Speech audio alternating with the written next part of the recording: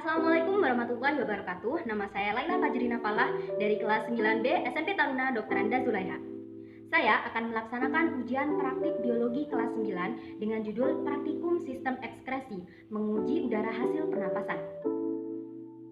Seperti yang kita tahu, bernafas adalah mengambil dan mengeluarkan udara. Udara yang diambil adalah oksigen, sedangkan udara yang dikeluarkan adalah karbon dioksida.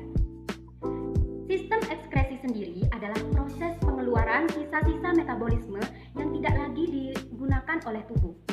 Nah, dalam pernafasan, organ ekskresinya adalah paru-paru. Paru-paru berfungsi untuk mengeluarkan gas-gas sisa pernafasan, seperti karbon dioksida atau CO2, uap air atau H2O. Nah, dalam video kali ini saya akan membuktikan sendiri apakah benar bahwa bernafas mengeluarkan karbon dioksida dan H2O. Mari simak video saya berikut ini. Alat dan bahan yang kita butuhkan adalah gelas plastik, sedotan plastik, spidol, plastik, karet gelang, stopwatch, air yang sudah diukur 200 ml. Yang terakhir, bahan utamanya yaitu kapur gamping. Sebenarnya, dalam praktikum pengujian udara hasil pernafasan ini, kita bisa memilih dari 3 bahan utama, yaitu yang pertama ada larutan blom-timol biru, yang kedua ada kapur, bisa kapur gamping atau kapur papan tulis, yang terakhir larutan ekstrak kulit manggis. Karena yang paling mudah ditemukan adalah kapur, jadi saya menggunakan kapur gamping. Pertama yaitu memberi nama setiap gelas plastik dengan huruf A sampai F, karena kita memerlukan 6 gelas plastik. Langkah kedua adalah menghaluskan kapur gamping.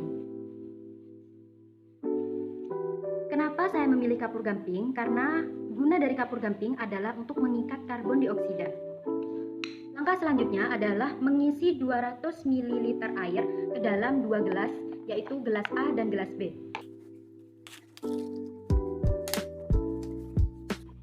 Selanjutnya, untuk gelas B, kita tuangkan 1 sendok kapur gamping. Kemudian kita aduk sampai rata. Langkah selanjutnya adalah menutup gelas plastik yang sudah terisi air dengan plastik dan dilekatkan dengan karet gelang.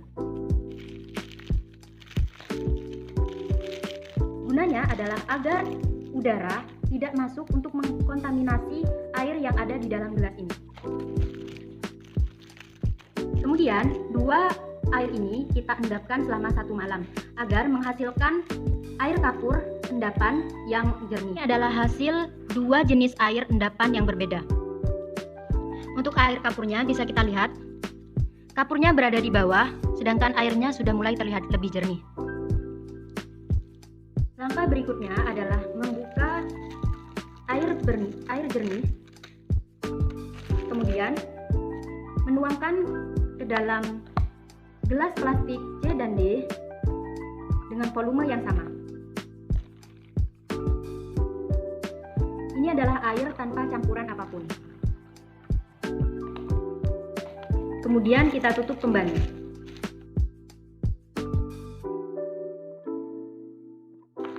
Selanjutnya adalah air kapur. Kita tuang ke dalam gelas E dan F, dibagi rata dengan batas jangan sampai kapurnya ikut terbawa.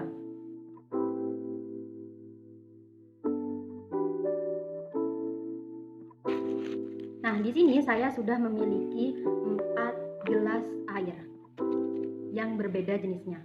Langkah pertama, kita sisihkan yang gelas C untuk kita diamkan saja. Langkah kedua, gelas D, kita tancapkan sedotan ke dalamnya.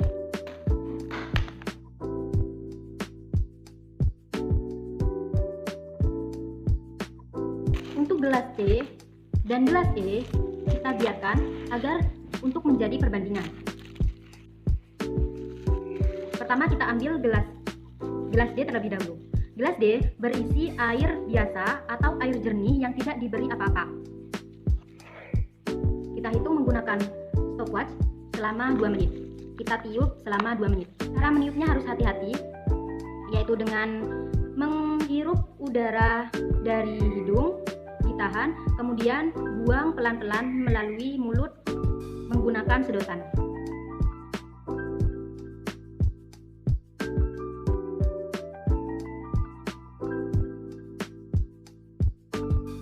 Selesai 2 menit.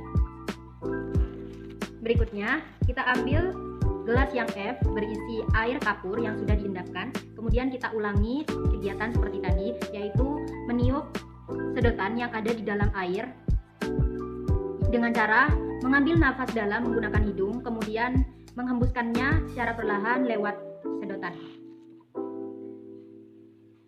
Kita tetap menggunakan waktu 2 menit.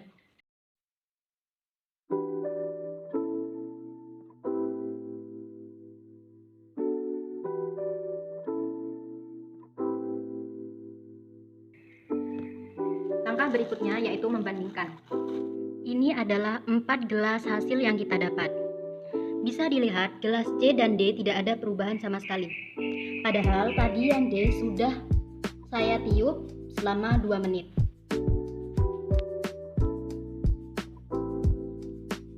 Kemudian gelas E dan F terlihat sangat jelas perubahannya.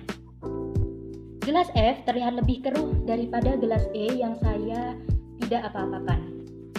Nah, kesimpulannya adalah dalam larutan air kapur terdapat endapan dan berubah warna menjadi keruh, menunjukkan udara hasil pernafasan mengandung karbon dioksida. Selain itu, kapur juga merupakan bahan yang dapat mengikat karbon dioksida.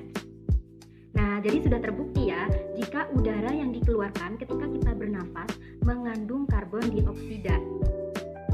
Pembahasan.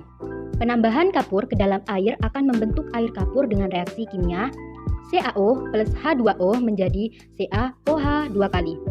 Nah, CaOH 2 kali ini bisa disebut juga dengan air kapur. Pada percobaan, air kapur yang telah diendapkan menjadi keruh saat ditiup beberapa saat, sedangkan air kapur yang tidak ditiup tetap jernih. Hal tersebut membuktikan bahwa telah terjadi reaksi antara air kapur dengan udara hasil pernafasan, yaitu CO2, karbon dioksida. Kesimpulannya, 1.